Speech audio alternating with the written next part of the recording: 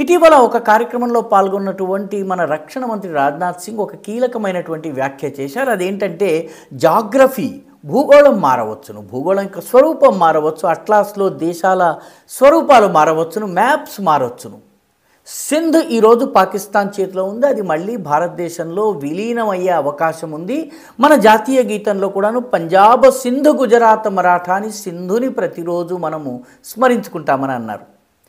దీని పట్ల సింధులో ఎవరైతే పాకిస్తాన్ నుంచి వేరుపడాలని భావిస్తున్నటువంటి మా సింధు దేశము వేరే దేశం కావాలంటున్నటువంటి అలీ బుర్ఫాత్ వంటి జిఎస్ సింధ్ మూవ్మెంట్ నాయకులందరూ హర్షం వ్యక్తం చేస్తుంటే పాకిస్తాన్ మాత్రం మండిపడుతోంది.